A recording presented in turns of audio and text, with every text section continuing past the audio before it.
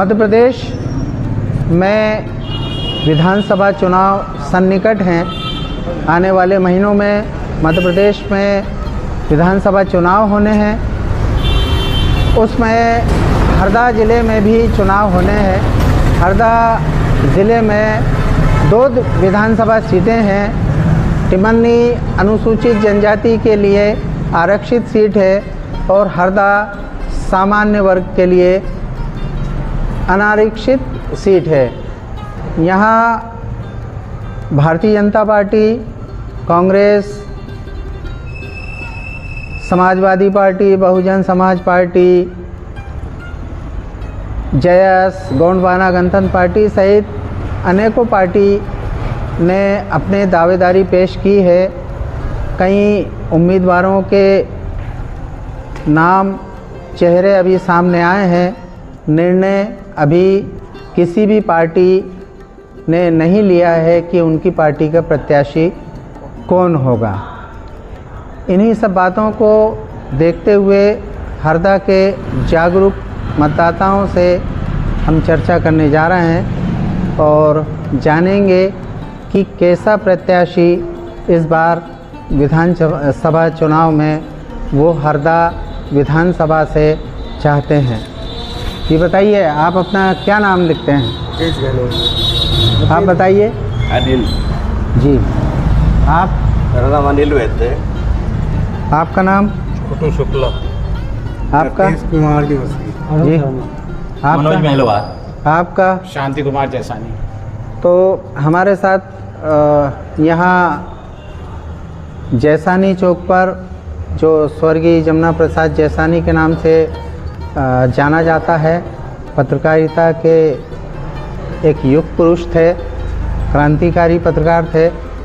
और आज जो पत्रकार हम या हमारी उम्र के जो हैं, उनके गुरु श्रेष्ठ भी थे स्वर्गीय जमुना प्रसाद जैसानी।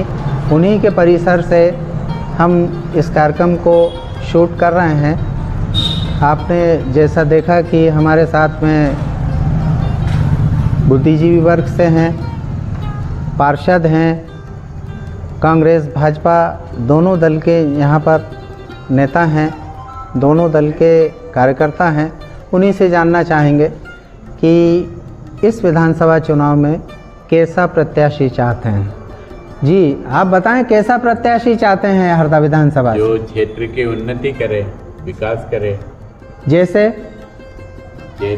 अब के जैसे पहले थे हमारे, या कोई जो भी आ जाए। आप बताएं। यहाँ पर जैसे ओवरब्रिज बनना बाकी है, ओवरब्रिज बनना है। स्कूल कॉलेजों के लिए जो सुविधाएं कम है, वो स्कूल के कॉलेजों के लिए सुविधाएं बढ़ाएगा। और बहुत डेवलपमेंट विकास है। रोडों की समस्या है, रोड पे यहाँ पे जहाँ देखो वहाँ रोड पे गड्ढे हैं। कोई विकास नाम का बहुत कम चीज़ है, विकास पुरुष चाहिए। जी। हरदा का समग्र विकास जो कर सके और जिन्होंने अभी तक हरदा का विकास किया है, ऐसा प्रत्याशी जो हरदा का नाम प्रदेश में ही नहीं देश में भी रोशन कर सके।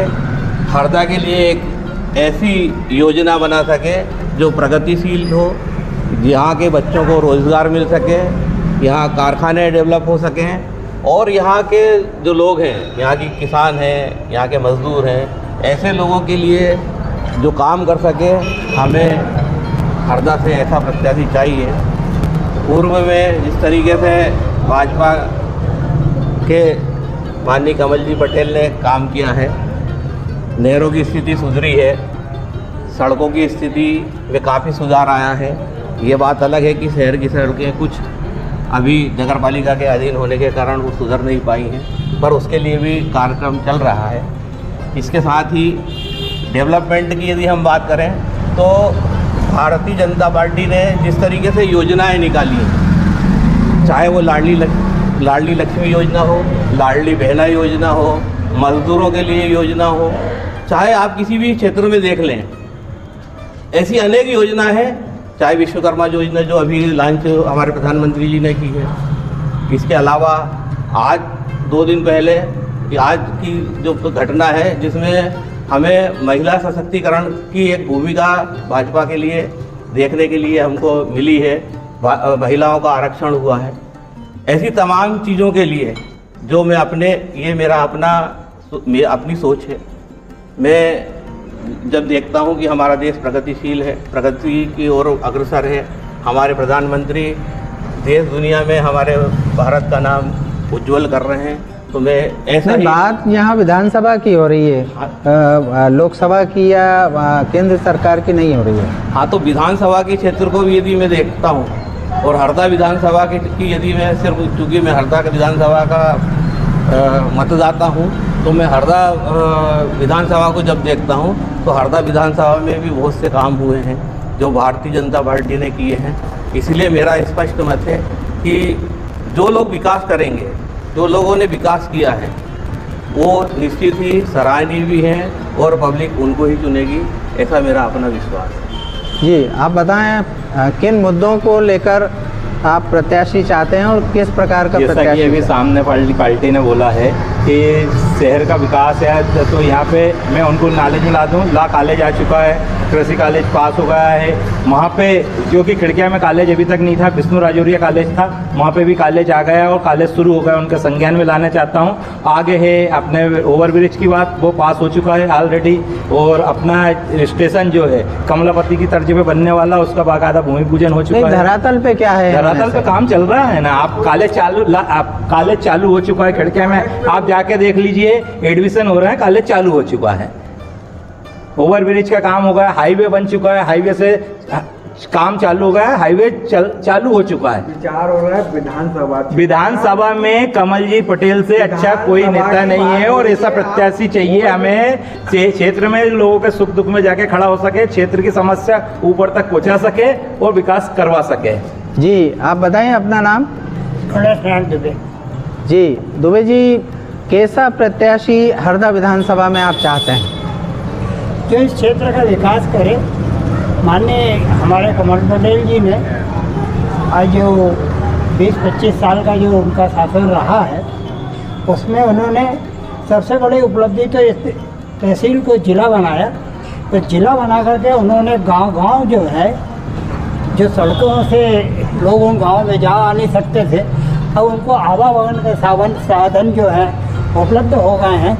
और नहर भी जो है, पानी जो किसानों को जो है, आज जो किसान जो है 3 फसल पूरी तरीके से ले रहा है, वो पानी की व्यवस्था उनके द्वारा इस शहर के अंदर पूरी कर दी गई है। और भी आगे के विकास कार्य जो हैं उनके द्वारा जारी हैं, और आगे भी ऐसी उम्मीद है कि हमारे पटेल साहब को यदि इस साल और मौका मिलता है तो इस शहर का चौमुखी विकास होने के पूरे ही चांसेस रहेंगे। नहर की जो जहाँ तक बात है, आप जो कह रहे हैं, वो पूर्व प्रधानमंत्री स्वर्गीय श्रीमती इंदिरा गांधी की देन है, तो इस पर क्या कहेंगे आप? जी नहीं, हमारे क्षेत्र में तो जो है, हमारे इस क्षेत्र के अंदर इस प्रदेश को जो है, ये जो मध्य प्रदेश जो है, मध्य प्रदेश को दिग्विजय सिंह के समय में पूरा इसको बिकाऊ प्रदेश जो कर दिया था, वो जो उभरा है आज जो 30 साल के अंदर चौमुखी विकास जो आपको नज़र आ रहा है, वो हमारे माननीय प्रधानमंत्री श्री मोदी जी एवं शिवराज सिंह जी चौहान का जो योगदान रहा है इस प्रदेश के लिए, जो आज चौमुखी विकास की ओर अग्रसर बढ़ रहा है। आप चाहे एग्रीकल्चर के क्षेत्र में ले लें, चाहे धार्मिक क्षेत्र में ले लें, चाहे सामाजिक क्षेत्र में ले लें, चाहे शिक्षा क्षेत्र में ले लीजिए, चाहे चिकित्सा के क्षेत्र में ले लीजिए, जो विकास चौमुखी विकास जो शिवराज सिंह जी ने आकर के किया है। और रही बात कर्मचारियों के लिए भी, तो दिग्विजय सिंह के राज में कर्मचारियों ने भी जो कष्ट होगा है, वो ये शिवराज सिंह जी के सरकार में 6वां वेतनमान नहीं मिला, 7वां वेतनमान नहीं मिला, और डीए जो है वो पूरा महंगाई भत्ता भी कर्मचारियों को रेगुलर दिया जो जा रहा है, वो बीजेपी शासन के अंतर्गत दिया जा रहा है। मैं भी शासकीय सेवक रहा हूँ, मैंने भी जो है उस समय काफ़ी कष्ट झेला है कि शासन की ओर से हम लोगों को जब बजट की बात आती थी तो दिग्विजय सिंह जी द्वारा ये कहा जाता था कि हमारे पास में बजट नहीं है, और इनके पास में अभी भी ये जो 16 महीने शासन में रहे उस समय भी इनके पास में एक ही चीज़ का रोना रहा कि हमारे पास में बजट नहीं है। जब आपके पास में बजट नहीं है तो इस बीजेपी शासन के पास में बजट कहाँ से आ जाता है और उनका विकास कैसे वो कर पाते हैं। इसलिए कभी बीजेपी शासन ने कभी जनता को बजट के नाम के ऊपर कभी ये नहीं कहा कि हमारे पास में पैसा नहीं है। आज पटवारियों की हड़ताल सतत रूप से चल रही है, जो कृषि उपज मंडी समिति में चल रही है, क्या कहेंगे उस पर?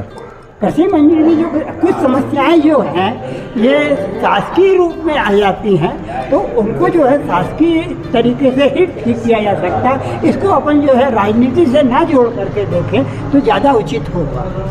एक सवाल ये है कि हरदा की 3 मौलिक समस्याएं, पहली तो ट्रेचिंग ग्राउंड है जिसमें हरदा नगर पालिका सैकड़ों टन कचरा रोज फेंक रही है। एनजीटी में प्रकरण दर्ज हुआ है। 12 एकड़ ज़मीन जो है वो कलेक्टर हरदा ने नगर पालिका को आवंटित की है। प्लस नदी जो है अजनाल नदी जो हरदा की जीवन रेखा है उसका गहरीकरण और चौड़ीकरण लंबित है। और तीसरा है रेलवे क्रॉसिंग गेट का, जो कि वर्तमान विधायक के कार्यकाल में वो समस्या जस की तस बनी हुई है। क्या कहेंगे? ये आप जो कह रहे हैं वो सही है, पर आप ये भी देखिए कि चाहे शासन इसके पहले, अब यदि हम कांग्रेस की बात करते हैं तो कांग्रेस की भी सत्ता, यानी अध्यक्ष यहाँ बैठे थे, उन्होंने वहाँ एक गांव के अंदर उस समस्या को हल करने की कोशिश की थी। क्या हुआ? जितनी मशीनें आई आज वो कबाड़ में बैठी हैं। जो लोग सत्ता में बैठे थे वो आज यदि सिर्फ आरोप लगाते हैं तो ये समय उनका भी था।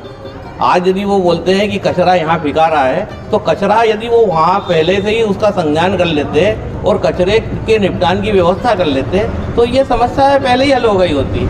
रही बात एनजीटी के 1 करोड़ रुपए देने की, या जो हमारे पर जो लगा हुआ है जो देना है उनको नगर पालिका को, उसने भुगतान किया है। साथ ही नगर पालिका ने इसको प्राथमिकता के आधार पर लेते हुए कचरा निपटान के लिए अपनी योजना बनाई है। कलेक्टर महोदय ने 12 एकड़ ज़मीन की व्यवस्था करवाई है। आप देखिए आपके शहर में धीरे धीरे ये समस्या खत्म हो जाएगी। हमारे साथ हैं एडवोकेट शांति जैसानी, जो स्वर्गीय जमुना प्रसाद जैसानी के सुपुत्र हैं, और ये हर्ष का विषय है कि सुप्रीम कोर्ट में आपने प्रैक्टिस की है और आज हरदा में सामाजिक कार्यों में अपनी सेवाएं दे रहे हैं, और सेवाएं नहीं दे रहे हैं, बढ़ चढ़ के सेवाएं दे रहे हैं। जी बताइए शांति जी कि इस विधानसभा चुनाव में किस प्रकार का, किन विशेष गुणों को लेकर प्रत्याशी आपको अपेक्षित है? बिल्कुल, बहुत ज़ोरदार क्वेश्चन किया है, और आपने ये क्वेश्चन जो किया है हमारे दिमाग में भी ऐसा प्रश्न उत्पन्न हो रहा था। आज हरदा ज़िले के अंदर कम से कम 18 से 20 प्रत्याशी टिकट मांग रहे हैं। हम उनसे एक ही क्वेश्चन पूछते आ रहे हैं। वैसे हमें रूबरू तो उनसे आज तक हुए नहीं है, नॉमिनल 4 से 5 लोगों से हम मुलाकात हुई है हमारी। हम उन लोगों से एक ही पूछना चाहते हैं, आपका ब्लूप्रिंट क्या है? आपने हरदा के लिए क्या किया है, क्या करोगे और कैसे करोगे? ये जनता के बीच में अगर आप लेके जाओगे तो हम समझ सकते हैं कि हमें एक योग्य प्रत्याशी मिल रहा है, और हमारे वोट देने का अधिकार जो हमारा है, हम जब वोट डालेंगे ऐसा लगेगा कि हमने सही जगह वोट दिया या नहीं दिया है। आज बड़े दुर्भाग्य की बात है कि हमारे जो नेता हैं, नेता का मतलब जो अभी विधानसभा की टिकट मांग रहे हैं, वो फील्ड पे बिल्कुल भी नहीं है। 1-2 नेताओं को अगर उंगलियों पे गिन लिया जाए तो वो अकेले आपको फील्ड पे नज़र आएंगे, परंतु उससे ज़्यादा वो सोशल मीडिया पर एक्टिव है। भाई एक विधायक अगर सोशल मीडिया पर एक्टिव रहेगा, विधायक प्रत्याशी अगर सोशल मीडिया पर एक्टिव दिन में रहेगा तो जनता की बात कहाँ से सुनेगा? सोशल मीडिया एक पक्षी चीज़ होती है, जो दिखाना है वही दिखाएगा ना, जनता की बात उसमें तो आएगी नहीं। आपने अपना वीडियो बनाया, सोशल मीडिया पे डाल लिया, भाई इसमें 1 लाख व्यूज़ हो गए, 2 लाख व्यूज़ हो गए, और उसमें श्रेय की ओल्ड हो जाती है कि भैया मुझे इतने लोगों ने देखा है। आप देख नहीं रहे हो, आप ज़बरदस्ती हमें दिखा रहे हो। आज चुनाव को शायद मेरे हिसाब से 1 से 2 महीना बाकी है, पर किसी भी नेता की कोई एक्टिविटी नहीं है। क्या है अब हरदा का सबसे बड़ा गंभीर मुद्दा भी आप चल रहा है। आप सरकारी अस्पताल चल जाओ, या प्राइवेट अस्पताल चल जाओ, या कहीं भी चल जाओ, डेंगू सबसे बड़ा कारण है। 1-2 पार्षद को अगर छोड़ दें हम, जो एक्टिविटी में लिप्त है कि भैया हम काम कर रहे हैं, बाकी जो 32 से 30 जो पार्षद हैं, नो एक्टिविटी। उनको जनता से कोई मतलब नहीं है। अब बड़े लेवल पे अपन चल जाएँ, जो विधायक के दावेदार हैं उनको भी उससे कोई मतलब नहीं। कोई जन आशीर्वाद में लगा है, कोई जन आक्रोश में लगा है। जो पब्लिक की समस्या वो कौन उठाएगा?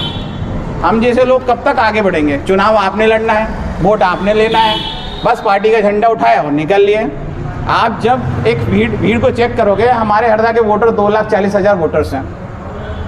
कैलकुलेटिव अगर हम दोनों पार्टी की भीड़ को मिला लें, 10,000 से ज़्यादा नहीं होते। बहुत ज़्यादा बोल दिया 10,000 मैंने, पर 10,000 से ज़्यादा भी इनकी भीड़ नहीं होती। तो आप रेशियो अगर चेक करो तो 10% भी रेशियो इनके साथ पब्लिक नहीं है। एक ने जन आशीर्वाद यात्रा निकाल दी, एक ने जन आक्रोश रैली निकाल दी। उनकी पार्टी ने उनकी बड़ाई कर दी, इनकी पार्टी ने इनकी बड़ाई कर दी। हम जनता की बड़ाई करने वाले, हमारी समस्या लाने वाला मुझे नहीं लगता ऐसा कोई प्रत्याशी है। हम यहाँ के नेता जो जिनको हम विधायक उम्मीदवार बोल रहे हैं, उनसे जब भी मिलने जाओ 10 से 20 उनके जो इर्द गिर्द घूमने वाले लोगों से पहले मिलना पड़ता है, और जब जाके वो हमसे मुलाकात कर पाते हैं। आम आदमी आपसे कैसे मिलेगा? आपने कोई जरिया छोड़ा है क्या? तो इस स्थिति में आप कैसा चेहरा देखना चाहते हैं, कैसा उम्मीदवार देखना चाहते हैं कि जो हर एक से मिल ले, हर एक के हालचाल पूछ ले, हर एक के दुख सुख में शामिल हो? ये बात भी सही है कि एक व्यक्ति में इतना वो नहीं है कि हर व्यक्ति से मिल ले, पर आप एक सा प्लेटफॉर्म तो बनाओ कि पब्लिक आपकी समस्या रख दे, आप तक पहुंचा दे। आम आदमी चौक चौराहे पर ही अपनी समस्या रखती है और घर जाके सो जाती है। ऐसा क्या आपने बनाया है या बनाओगे जो आप अपनी समस्याओं को बुला पाओगे? अब मान लो कोई व्यक्ति हरदा का परेशान हो रहा है, उसका से एक ही ऑप्शन बचता है, वो कलेक्टर की शरण में जन सुनवाई। भाई नेता का क्या कर्तव्य है? नेता की क्या जन सुनवाई है? भाई आपके कार्यालय बने हैं, दोनों पार्टियों के कार्यालय बने हुए हैं, आप ये तो बताओ वहाँ पर आपने ऐसा क्या मीडिया से, पब्लिक से जुड़ने का ऐसा क्या माध्यम बनाया हुआ है? आपको कुछ करना है, आप अगर उनको ट्विटर पे ट्वीट भी करोगे, मेरे को नहीं लगता भैया कोई भी नेता जो प्रत्याशी वो कभी आपके हालचाल लेके या फ़ोन लगा के या ट्विटर पे आपको जवाब हरदा का दिया होगा। देश के प्रधानमंत्री हो या मुख्यमंत्री, वो तो जवाब दे रहे हैं, हम अखबारों से पढ़ भी लेते हैं उनके जवाब, परंतु हरदा के नेताओं से मेरे को कतई उम्मीद नहीं थी कि भैया कि आप सोशल मीडिया पे एक्टिव हो, सिर्फ आप आपको सुनाने में लगे हो। हमारी तो भी सुन लो। मैं तो डेंगू के एक साधारण सा आपको एक उदाहरण दिया है, जनहित के मुद्दे हैं। भाई नगर पालिका कर्तव्य क्या है वो जान ले, विधायक का क्या कर्तव्य है वो जान ले। अब हम पार्षद वाली समस्या तो विधायक के पास ले जाने से रहे, और विधायक की जो समस्या विधायक समझेगा, सांसद की समस्या सांसद। ये तो हरदा जो नगर है 75,000 वोटों की जो हमारे पास क्षमता है 35 वार्डों में, बड़ा पढ़ा लिखा एक शिक्षित वर्ग का क्षेत्र है। हरदा शहर 15,000 जो वोटर हैं वो भी शिक्षित हैं। वही अगर हम ले लें तो आप हंडिया वाला जो बेल्ट है वो भी शहरी क्षेत्र है, शिक्षित है। तो हरदा की 1 लाख की आबादी तो ऐसी एक्टिव है कि उनको बोलने की ज़रूरत नहीं पड़ती है। पर आप उन लोगों पे बोल रहे हैं कि भाई आप जब आप किसी को पार्टी की ओर से उनके लिए अगर झंडा लेके जाते हो और कहते हो कि भैया बीजेपी को वोट देना, चाहे कांग्रेस को वोट देना, आप ये भी तो अपने नेताओं को बोलो कि जनता की सुने, जनता की बात तो करें। आप आपकी बात करे जा रहे हो।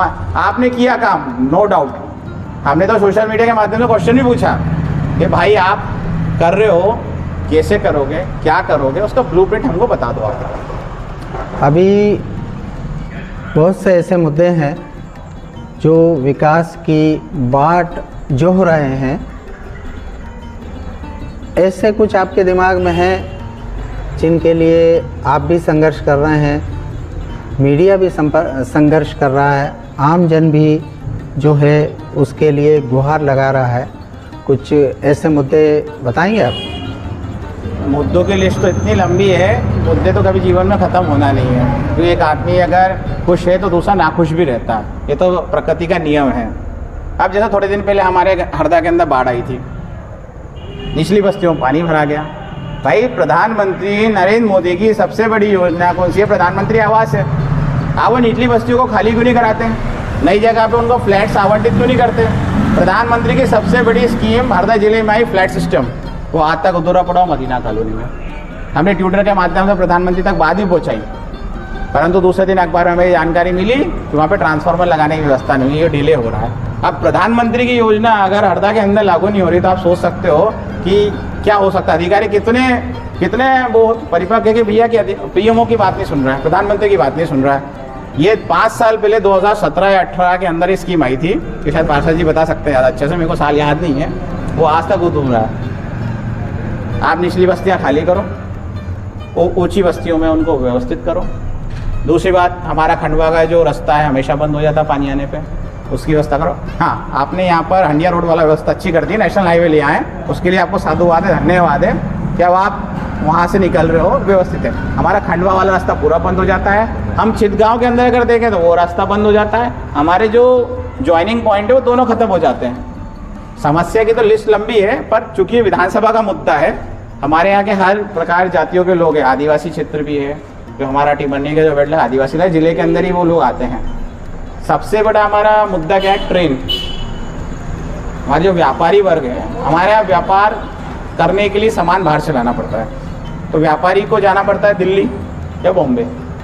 बॉम्बे के लिए हमारे पास बहुत अच्छी कनेक्टिविटी है, पर दिल्ली के लिए हम बहुत टाइट है, फिश टाइप है।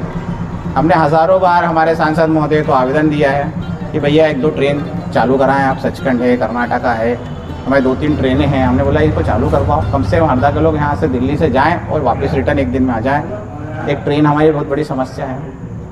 दूसरी बार प्रधानमंत्री के पिछले निचली बस्ती के जो लोग हैं आए दिन परेशान होते हैं, फिर उनके लिए जो फ्लैट्स बनाए गए उनको व्यवस्था दो आप।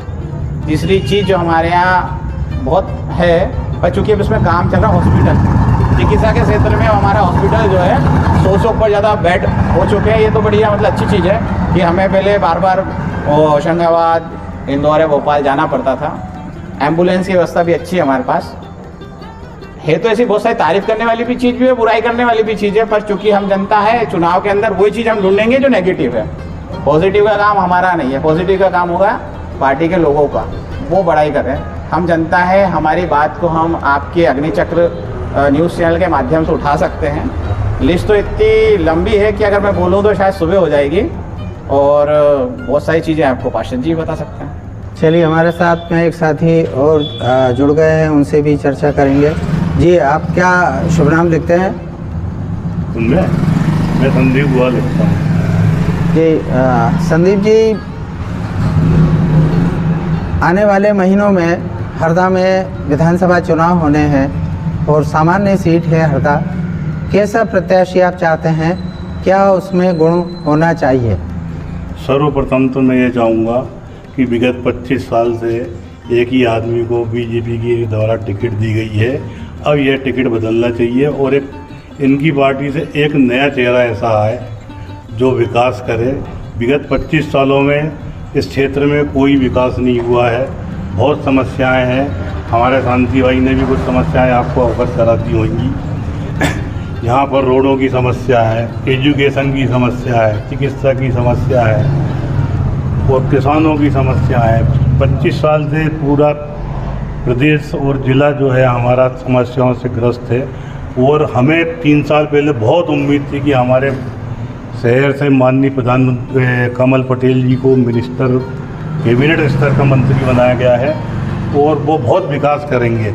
लेकिन विगत 4 साल से हम देख रहे हैं उनके कार्यकर्ताओं के अलावा किसी का भी कोई विकास नहीं हुआ है। बहुत समस्याएं वहाँ की। ये गलत है।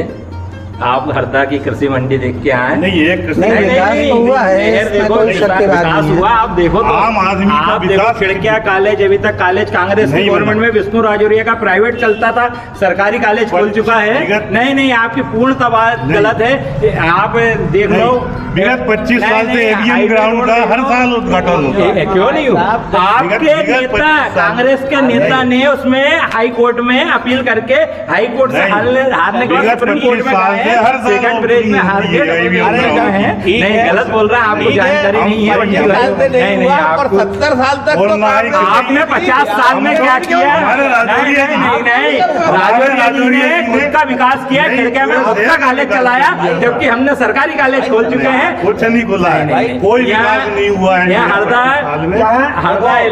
क्या है कांग्रेसियों का क्या एक स्वभाव हो गया है यहाँ 4 रोड बने हैं उसकी तारीफ नहीं करेंगे जो एक नहीं बन पाया वो रोड नहीं बन पाया है विकास जो है उसकी चर्चा जरूर मैं बंटी भाई से पूछता हूँ आपके यहाँ 4 लड़के आप चारों को खुश रख सकते हैं क्या सबको खुश नहीं रखा जाता है सबसे बड़े दुर्भाग्य की बात यह है कि बीजेपी चाहती है कि रोड बन गया नाली बन गई लाइट बन गई ये विकास हो गया विकास ये नहीं है विकास ये पहले लाइट नहीं आता था विकास ये है राज में कब बिजली आती थी जाती थी पता ही नहीं चलता था उसको आप विकास नहीं लाइट का भी जो है पानी मिल रहा है फसल ले भाई काम एक बात बताओ सुनिए तो अभी यहाँ का किसान कितना कुछ 3 फसल ले रहा है माली हालत इनका विकास क्या है कि लाइट लगा दो नाली बना लो रोड बना लो ये विकास हो गया ये कोई विकास नहीं हर किसान यहाँ पहले आज से 10 साल पहले क्या स्थिति थी नहर आने के बाद हरदा जिला हरदा विधानसभा कृषि प्रधान